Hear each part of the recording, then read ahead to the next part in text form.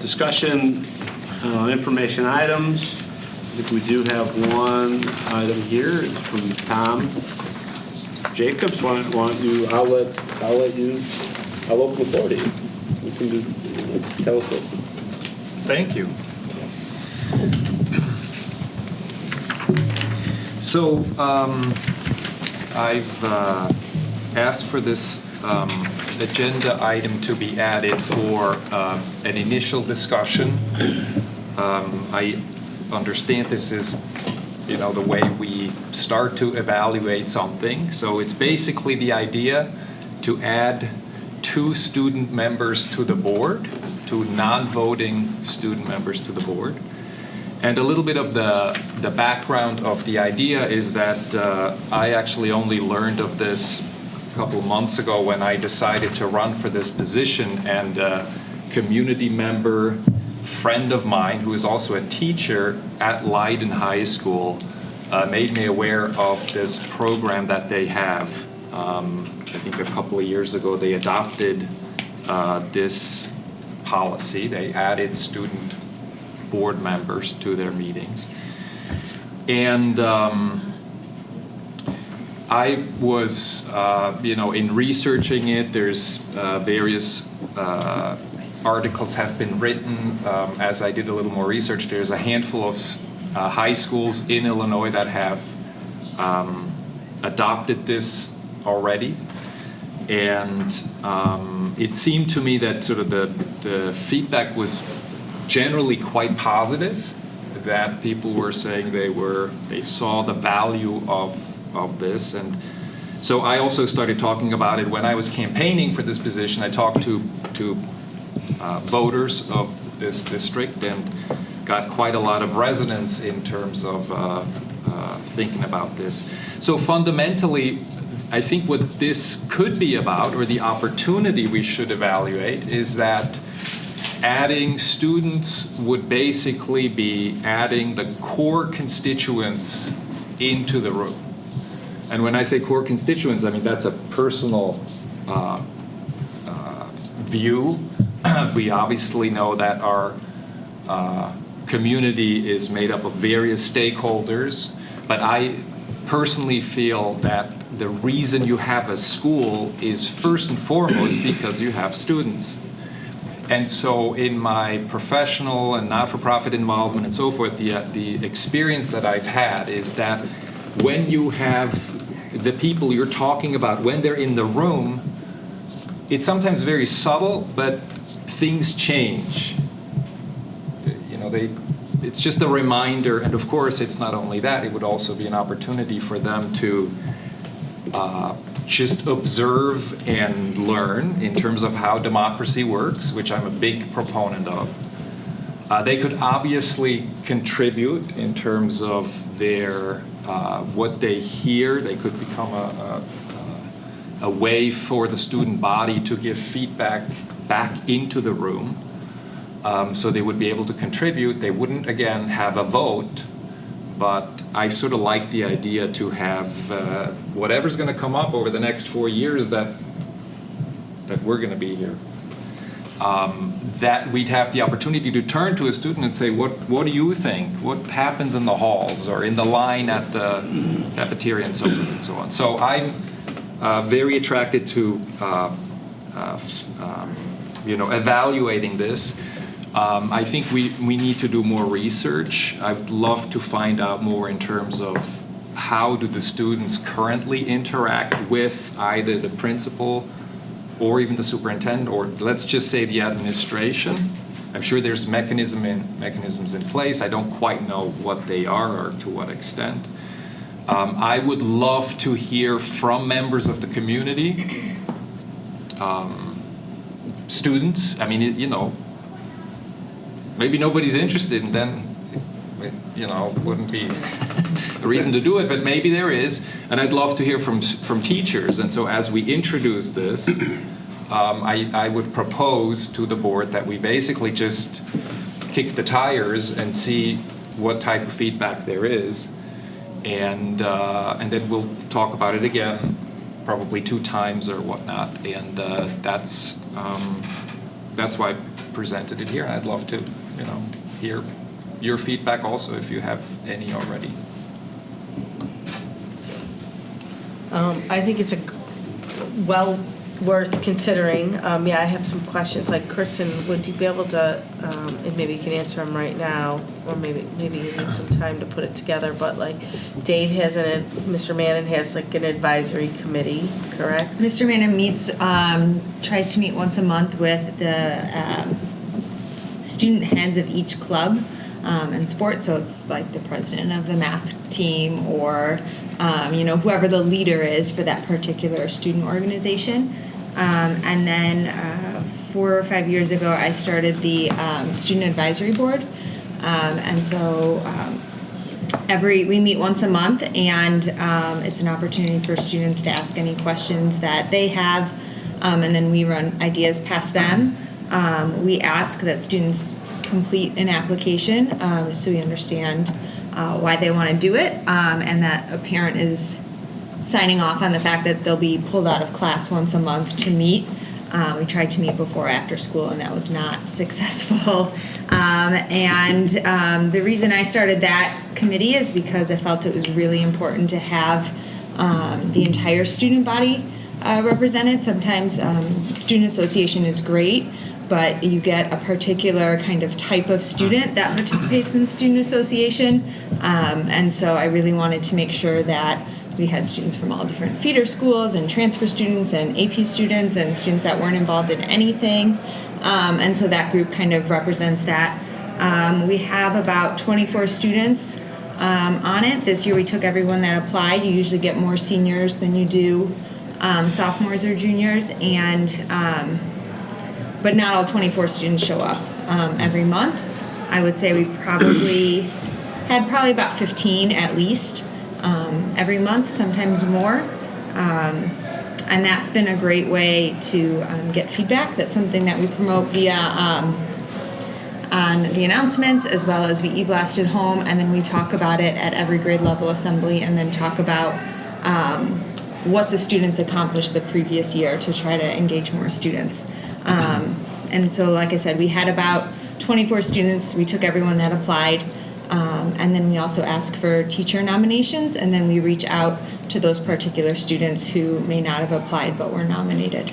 And so over the last 5 or 6 years since its inception, what are some of the big things that have come out of that group? I would say a lot of it is, a majority of the time is focused on issues that Dave Mannon oversees, as he is assistant principal of student affairs. And so the first year, Hero was new, so we focused a lot on how to revamp Hero and students' concerns with that new procedure. We've done a lot of work with communication with them, and so how to communicate more effectively with them, since we have announcements, but we don't feel like announcements are very effective, and so we have like a remind group that we're trying to get started for the entire building. The other thing I would say is really focusing on the events, whether it's homecoming or movie on the lawn or other ways to get students engaged in the building. And then also 1 year we had groups that were really focused on different things. So we had like an academic subcommittee that met with Mrs. Lindquist, and then we had an overall group that met with me, and then a group that was really focused on student discipline issues that met with Mr. Mann. We would break off into subgroups. Is that a group that a board member would be able to sit in on and observe? Is that considered appropriate? Good. It was something that was always held, like I said, during the school day, so that students would go, and then we rotated it. So, 1 month it was first period, the next month it was second period, so we weren't pulling them out of the same class. Makes sense. And it's not traditionally something that a board member would attend, because it's an opportunity for the student, the principal or assistant principal to work with the student body to try to give them an opportunity to, voice their concerns or voice their wants or needs. The board could start a student advisory board that would report to the board, or we could have coffee with, a board member or two could sit with the superintendent, and we can meet with those students and report back to the board. That's also an option. Or could we possibly have some of these groups, just like we have the student association, report out to us each month, or on a kind of a rotation, invite these groups that have been meeting, because it seems as if these groups are driving the agenda, and be able to share with us some of the things that are important to them and what they've been discussing. I mean, that's definitely an option, to already utilize student groups that are happening and we didn't know to what extent. Another option to throw out that I've known some other districts that use, they have an advisory community group where there's some students and some parents and some business owners and a board member to kind of also meet and discuss some of the issues that involve the board, and then come and inform the board of their perception and what's happening. Because, like you said, during the election, we also had community members come up and said, I don't have kids there, but I keep paying for this, and so this is, you know, my thought, or I want to share what I think. And that seemed to work pretty well with our wellness. Is that wellness group still intact, Dr. Stinkus? Yes, we do have a wellness group. Which, It meets with there's some staff, there's some students, the Quest staff that serves in the teacher's cafeteria and student cafeteria. I don't know how active they are. I think they meet a few times a year. That's it, just to make sure that they're maybe once a quarter. but they are comprised of like students, teachers, community members, correct? I think there's a parent on there. I don't know if there's a parent. community member. The parent typically has been a community member. They typically also work in the community. Right.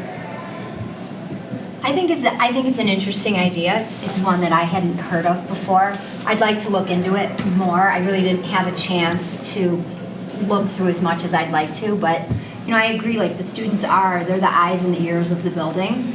And I know we've tried to add student voice. We had students involved in the principal interview committee. We've talked about if we go forward with strategic planning, having the student reps be a part of that process as well. So I think it's a valuable idea to look into more. Yeah, I have some questions as well. You know, so I don't know if we're going to flush those out right now, but I think that there's value to it. Bill, you have any thoughts? Interesting. You know, I tried to do a little research over the weekend. I think that you might be able to confirm. I think there was a website called Shout Out or something like that. A guy out in California who was promoting student board engagement. So I got kind of far, and then things started getting a little too far out there. But I suppose about half of the states in the country allow for students to participate on school boards. Illinois is one of them. And, you know, what has, as a result of your friend, you know, what kind of benefits beyond just the participation factor on the board has there been any type of feedback from that, Tom? Yeah, so I'm not aware of the website you mentioned in California, but so I can't respond to that. But specifically to Leiden, there is the most information that I got was from this. There's like a YouTube link, and it looks like a video, but it's just a slideshow with narrated. It'd be almost better as a podcast, but you know, It's just audio. but it's talking. But But I think what it was at Leiden, it was the superintendent who, I have no idea how he heard about it, but he sort of proposed it. It was adopted fairly expeditiously, it seems like, and then they, if I can summarize it correctly, my sense is that they, you know, it's like it's a little abstract to talk about until that student or those two students are in the room. And it's almost like the discussion changes a little bit because you can literally have live interaction. And I think I don't know this for sure because I haven't lived it myself, but the thing about having people come to report, just like what happened today, people come and report, and it's wonderful But our business of ultimately debating and questioning and trying to figure out what's in the best interest of the school, I think that's the essence of democracy. And so when people show up and say, "Oh, we'd like to have you consider this," and then they leave, I don't think that's the same thing. If they were to see how we go back and forth and eventually, hopefully, maybe have decisions that are 3 to 4. But once that decision is made, we were all going to lock arms and we're going to say, this is in the best interest of the district. That's what we decided. We're not going to go back and litigate it again, but we're going to move forward together. And so that spirit is something that I'd love for people to experience. And so I see it almost like it's a little bit of turning this room and this meeting for two people, into a classroom experience, into a learning experience at no cost to the district. We should discuss what the downsides could be. I mean, so the upside for me is a lot easier to, I think I could sort of list a couple of upsides. What could the downsides be? Maybe meetings go longer, I don't know. I mean, we should talk about this, but fundamentally, we could all, I was sort of thinking about maybe reaching out to that superintendent in Leiden and say, hey, can we kind of just chat with you for 15 minutes because we just brought it up and we're not sure how to evaluate it. Well, can you be honest about upsides, downsides, and maybe how it might have changed? Have you gone to a board meeting with one of the students on it? Have you observed how that interaction happens? I have not. So that might be an option also, so that you could see if it's working as you had thought it might. Right. So when I looked into this, when Tom brought it up, I thought it was a really interesting idea. It seems to be growing across the country and being a very popular idea. I think there's things we need to think about, obviously on a bigger picture, that the board does different things than the kids in the school. I think your advisor groups help you run the school and communicate better with the students and some other things, whereas our main objectives are, curriculum. We set curriculum, we set goals, we set policy. Right. And that's a different level of place. It may or may not be the same student. Is the student on the student council? Is he not? Are they not? Do they become part of the student council? I think there's how do they communicate back to their constituents, the students, by the way? Sure. Is it one student? Is it two students? Is it a junior and a senior? Or is it two seniors? I think there's a lot of vetting out what that looks like, how they're elected in their own constituents. But I think it's worth, certainly investigating and Right, at kicking Leiden. the tire, so to speak, right? Right, at Leiden, they are nominated by the administration, I believe is what I I think it was by the heard. staff.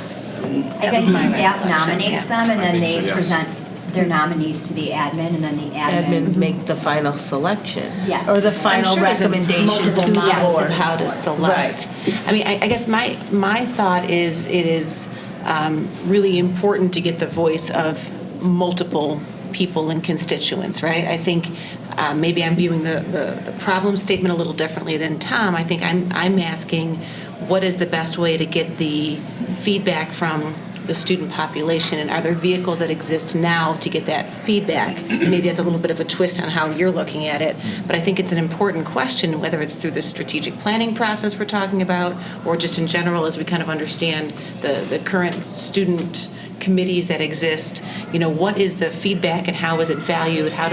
What's the report out structure, and what steps can be taken with that? And I think we need to explore it further. I'm just not sure if I have all the right background information to really be fully informed at this point. So I think it's on the agenda as a discussion item. As your superintendent, I have a couple different takeaways on this. As the principal at U46, they started a student board member. So I've been here 8. I think it was in my second or third year as principal. So that was almost 11 years ago they implemented their student board member. Now that's a much bigger district, 54 schools, 5 high schools. So, but the intent was each high school nominated 2 candidates to go to an interview process then with district level administrators and even some board members. The intent of having the student on the board when we did it at U46 was so when the board is setting policy or making those larger decisions, they're still getting a student perspective, right? So as I'm saying that to you, I'm thinking back to your original question about the student advisory board and board members attending that. That's probably not a good venue because that's getting into like the day-to-day, hey, how do we run in prom or how do we run in homecoming and hero with the tardies, right? That's getting more into the operation of the school. But then we do have the student advisory board come once a month and report out on all the big things going on at school. But there is still that possible gap that maybe we need to look at a vehicle or this process to help give a student perspective. This will only be as good as the student we end up selected should we go down that road, right? And Ms. Sierra and I were on the principal interview committees. We had some phenomenal students. If you get, you know, it all will depend on the students that's selected and what type of commitment they give to the board. Again, if they don't have voting rights and are more or less just here to weigh in, you know, there are some agendas where there's really not much of a student perspective that maybe will come into play. I don't know. So I think it's something that we should maybe continue to discuss, and maybe we put this out there when we start doing our stakeholder meetings or our strategic plan, and let this run its course for a little bit and see what kind of feedback we get. And that gives plenty of time to attend. I don't even know if the Leiden student participate over the summer in their board meetings. You know, so I don't even know if Tom will have an opportunity to see that. I can reach out to my colleague at U46 to see how they're doing with their student board member. I know that this is a trend. After reading about it, they do it a couple different ways. And sometimes they do it while they're only in school, sometimes they do it year-round. And so it's really... I would say we don't need to rush on a decision with this. Let's keep it on the agenda as a placeholder. Tom can go maybe attend a meeting. I can talk to Nick at Leiden. I could talk to... There's other superintendents that do it different ways. So whenever you're going to do this, you want to go more than just to one district. You'd like to find out, you know, how a couple districts are doing it. But maybe I could get us a list of schools in Illinois that have a student board member, and each of us could take one, and then we just get a different perspective. Yeah, I on it. would go that's with a you good or idea. go to one, That sounds great. you know. Yeah, it, just sitting here as we're kind of talking about it, the one, and this isn't a huge downside, but to Kevin's point of like, the student that you pick, like, I could see that a kid who is a varsity athlete and an AP student and like those really driven kids, and that would be the only downside is that you would Like end the up time having a commitment child, for- a student that is overcommitted, right? And then what gives? Right, and there's certainly a time commitment that we would Expect, yes. we would Yeah. expect, and being prepared for a meeting was one of those, and it's another thing for them to do. Right. And, you know, we don't want to take away on it. So sometimes Tuesday nights can go a little long, and you might have a big test on Wednesday. He needs to be able to leave and not be here, and I mean, we have to be Right. very flexible in that Right, situation. and they talk about that in the video, that you are, again, like, you're a Student student first. athlete, you're a student representative to the board, right? Like, the word student is first for a reason, Right. so. But I think all in all, we have very positive talk, and I think that's a great start. Now we just have to figure out how to do it and do it correctly, you know, if that's the road we're gonna take. There's a lot of variables. So Kristen, figure that out for us. Oh, was that Kevin? I'll get some of those. I'll get some list of schools that have student board members. I'll try to have that by the June meeting.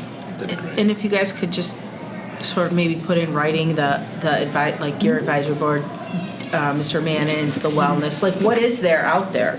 Yeah, how do that we students should, already- you know, the essay, like, we need to know what's already going on here too. And Thank you, again, thank you, though, it's- Tom, for bringing it up. I think it's a really interesting idea that is worthy of pursuing, figuring out more about it. All right. Any other further discussion? No, it'll come back, so, Yeah, right. Yeah. Well, we're gonna come back Yeah. next month and talk about it, so and we'll have more information all right. and more data. You won't have much in 2 weeks. You'll just have a list of schools. And No, we're not. That's exactly what it is. Yeah.